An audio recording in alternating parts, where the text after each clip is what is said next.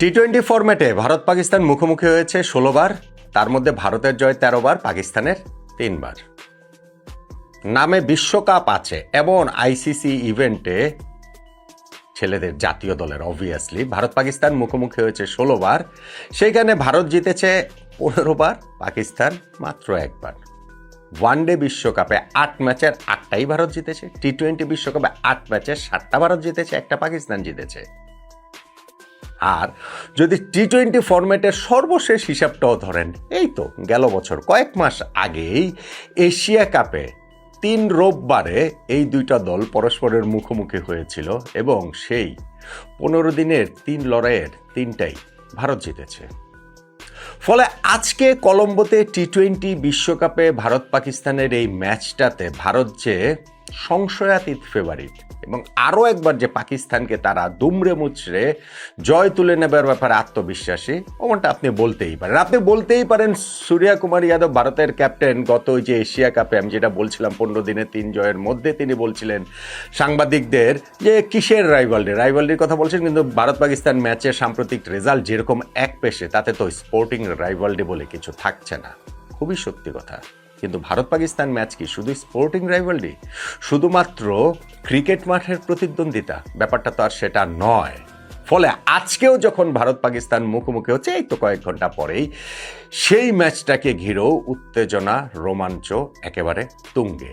এই ম্যাচটাতে আসলে কি হতে যাচ্ছে, প্রত্যাশার জায়গাটাই বেকি, তা নিয়ে একটু আলোচনাটা করছি। প্রথমত ম্যাচটা হবে কি হবে না সেটা নিয়ে একটা প্রবল অনিশ্চয়তা ছিল এবং আছে। ছিলর হিসাবটা বলছে, আছের হিসাবটা হচ্ছে গিয়ে ওয়েদার ফোরকাস্ট। এই কলম্বোতে ম্যাচ শুরু হওয়ার আগেই তুমুল বৃষ্টিপাতের সম্ভাবনা রয়েছে এবং যেহেতু এটার কোনো রিজার্ভ ডেও নেই, সেই কারণে বৃষ্টি হলে কিন্তু খেলা ভেসেই যাবে এবং বৃষ্টির একটা খুবই গুরুত্বপূর্ণ সিগনিফিক্যান্ট রোল থাকতে পারে ম্যাচের আউটকামের ক্ষেত্রেও। গ্রুপের আউটকামের ক্ষেত্রে থাকবে না, কারণ এই গ্রুপ থেকে সুপার 8-এ ভারত পাকিস্তান যাবে সেটা ধরে নেওয়াই যায়। ভারত এই যে দুইটা ম্যাচ খেলেছে ইউএসএ এবং নামিবিয়ার বিপক্ষে তারা জিতেছে, যদিও ইউএসএর বিপক্ষে তারা হারতেই পারত। পাকিস্তান যেই দুইটা ম্যাচ খেলেছে তাতে নেদারল্যান্ডস আর ইউএসএর বিপক্ষে তারা জিতেছে, যদিও বিশেষত নেদারল্যান্ডসের কাছে তারা হারতেই পারত। কিন্তু প্রতিপক্ষ দলগুলোর নাম শুনেই তো বুঝতে পারছেন যে এই ম্যাচের রেজাল্ট যেটাই হোক না কেন, এই ভারত পাকিস্তানের সুপার 8-এ ওঠাটা একরকম নিশ্চিত করেই আইসিসি আসলে ফিকচারটা করেছে ওইভাবে, এই দুইটা দলকে এক গ্রুপে রেখে এবং বাকি 3টা দলকে তুলনামূলক দুর্বল রেখে। কিন্তু ভারত পাকিস্তান ম্যাচ তো ভারত পাকিস্তান ম্যাচই রে ভাই।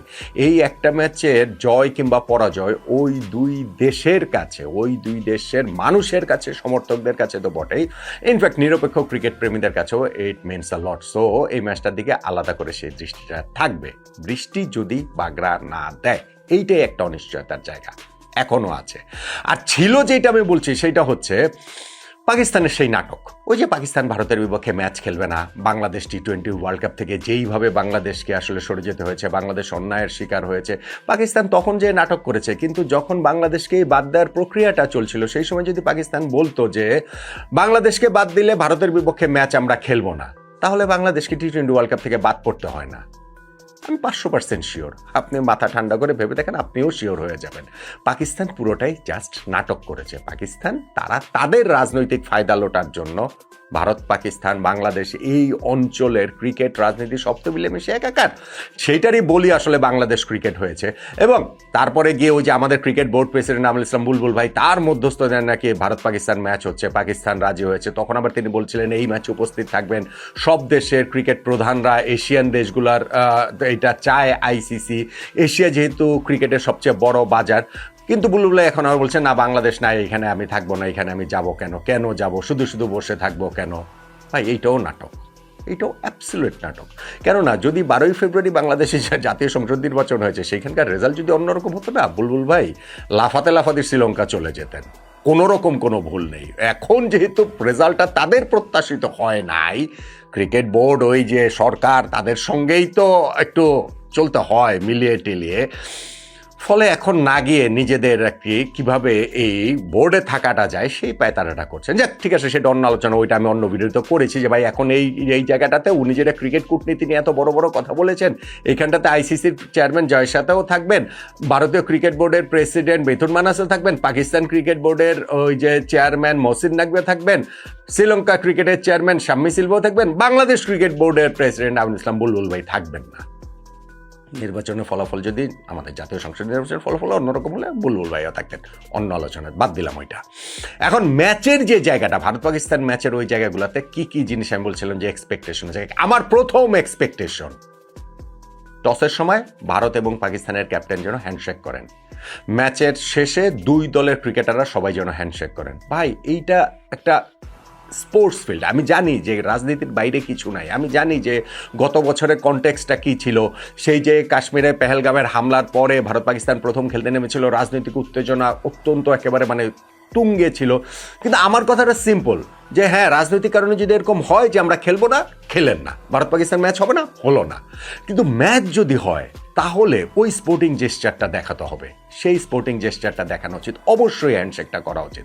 ম্যাচের আগের দিন প্রেস কনফারেন্সে দুই দলের ক্যাপ্টেন সূর্যকুমার যাদব এবং সালমান আলী আগা তারা খুব ডেফিনেটলি কিছু বলেননি, কিন্তু সালমান আলী আগা তিনি ওইটা বলছিলেন, স্পোর্টিংয়ে জেস্চারের কথাটা বলছিলেন, সূর্যা বলছিলেন যে না পরের দিন ম্যাচের সময় এটা আপনারা দেখতে পাবেন। কিন্তু আমি আসলে ডেফিনেটলি এটা আমি চাই যে ভারত পাকিস্তানের ক্যাপ্টেনরা টসের সময় কিংবা তার পরবর্তীতে ম্যাচ শেষে রেজাল্ট যেটাই হোক না কেন, তারা দুই দলের ক্রিকেটাররা যেন হ্যান্ডশেক করেন, কর্মকর্তারা, কোচিং স্টাফ, তারা সবাই ওই সৌহার্দ্যের বাণীটা যেন এই ক্রিকেট মাঠে ছড়িয়ে দেন।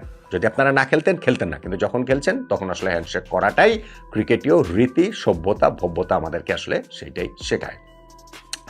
ম্যাচের কথা যদি বলি তাহলে আমার আরেকটা বিগ এক্সপেকটেশন থাকবে হচ্ছে গিয়ে যেন শুরুতে ভারত ব্যাটিং করে, পাকিস্তান বোলিং করে, প্রথম ওভারটা যেন ফার্স্ট বলটা ফেস করে অভিষেক শর্মা, ওভারটা তো অবভিয়াসলি যেন করেন বা করবেনই, সেই ক্ষেত্রে হচ্ছে গিয়ে শাহিন শাহ আফ্রিদি। এই ব্যাটেলটা আমি দেখতে চাই, স্পেশালি ফার্স্ট ওভার। সেকেন্ড ইনিংসের ফার্স্ট ওভার তো ধরেন সেটা হতেই পারে, কিন্তু ম্যাচের প্রথম ইনিংসেরই ফার্স্ট ওভারটা জয় বা পরাজয় যেটাই হোক না কেন সেইটা দেখতে চাই, কেননা এটা পুরো ম্যাচের টোনটা সেট করে দিতে পারে। আমরা জানি যে দুইজনই শুরু থেকে কীরকম ভয়ঙ্কর। অভিষেক শর্মা তার ডেবু হওয়ার পর এখন পর্যন্ত প্রথম ওভারে 10টা ছক্কা মেরেছেন T20 ইন্টারন্যাশনালে, এত বেশি কেউ মারতে পারেননি। শাহিন শাহ আফ্রিদি তিনি ফার্স্ট ওভারে 25টা উইকেট নিয়েছেন T20 ইন্টারন্যাশনালে, এত বেশি উইকেটও প্রথম ওভারে কেউ নিতে পারেনি। ফলে এই যে শুরুতে লড়াইটা, এইটা আসলে পুরো ম্যাচের টোনটা সেট করে দিবে বলে আমার কাছে মনে হয়। আমি খুবই এক্সাইটিং একটা লড়াই প্রথম ওভারে শাহিন শাহ আফ্রিদি ভার্সেস অভিষেক শর্মা দেখার জন্য মুখিয়ে রয়েছি। একটা এক্সপেকটেশন তো ওইটা তো রয়েছেই যে বৃষ্টি যেন না হয়, খুবই এক্সাইটিং একটা ম্যাচ দেখতে চাই। ভারত পাকিস্তান ম্যাচগুলো অনেক ক্ষেত্রে একটু একপেশেই হয়ে যায়, অনেক ক্ষেত্রে স্পোর্টিং পয়েন্ট অফ ভিউ থেকে একটু ওভার রেটেড মনে হয়। ইভেন ধরেন এই যে আমি শুরুতে ম্যাচের অনেকগুলো পরিসংখ্যান বললাম না ভারত পাকিস্তান ম্যাচের মধ্যে, এই যে T20 ওয়ার্ল্ড কাপে পাকিস্তান যে একমাত্র ম্যাচ ভারতের বিপক্ষে জিতেছে, সেইটাতে কিন্তু পাকিস্তান জিতে গিয়েছিল 10 উইকেটে, 152 মনে হয় করেছিল ভারত, ওইটা টপকে গেছে পাকিস্তান বাবর রিজনের ওপেনিং পার্টনারশিপে। তো সেইটাও খুবই একপেশে ম্যাচ ছিল। হ্যাঁ, লাস্ট T20 ওয়ার্ল্ড কাপের ম্যাচটা হচ্ছে গিয়ে একটু এক্সাইটিং ছিল, ওইটা ভারত হারতে আবার জিতে গিয়েছে। সো আমি চাই খুবই এক্সাইটিং ম্যাচ যেন হয় এবং একটু হাই স্কোরিং ম্যাচ। T20 তোরে ভাই ওই যে 50, 60, 70-ও আসলে মন ভরে না। 175 আমরা দেখেছি না কি ইজিলি চেজ ডাউন হচ্ছে। সো ধরেন লেটস সে 200 রানের ম্যাচ হলো, 200 রান যেই দলই আগে ব্যাটিং করে করলো অ্যাটলিস্ট 200, তারপরে পরের দল যদি সেটা চেজ করে কাছাকাছি যায়, এক্সাইটিং হয়, তাহলে তো সেই জায়গাটা তো থাকবেই। কিন্তু আপনি যদি ম্যাচের ওভারঅল যদি হিসাব ধরেন, আমি যে হিস্ট্রির কথা বললাম, হিস্ট্রিটার যদি একপাশে সরিয়েও রাখি, সাম্প্রতিক সময়ের ফর্ম এবং দুই দলের ক্রিকেটারদের যে অবস্থা, সেগুলো বিবেচনা নিলে Bharat favourite, Bharat overwhelming favourite. এবং এই ম্যাচটাতে ভারতের জয়ের সম্ভাবনা আপনি যদি স্পোর্টিং জায়গা থেকে দেখেন তাহলে আমি বলবো 85%, 85-15 ভারত এগিয়ে রয়েছে, পাকিস্তানের 15%-এর বেশি চান্স নাই। কিন্তু ভারত পাকিস্তান ম্যাচ সবসময় ভারত পাকিস্তান ম্যাচ। ওই যে যেই ম্যাচটাতে ওই পাকিস্তান বললাম T20 ওয়ার্ল্ড কাপে একমাত্র জয়, তারা 10 উইকেটে পাকিস্তান জিতে নিয়েছিল ভারতের বিপক্ষে, সেই ম্যাচ শুরু হওয়ার আবহাওয়া তো আমি শিওর যে ভারতের জয়ের সম্ভাবনা তখনও নো লেস দেন 80% 30% ছিল, কিন্তু পাকিস্তান জিতে নিয়েছে না।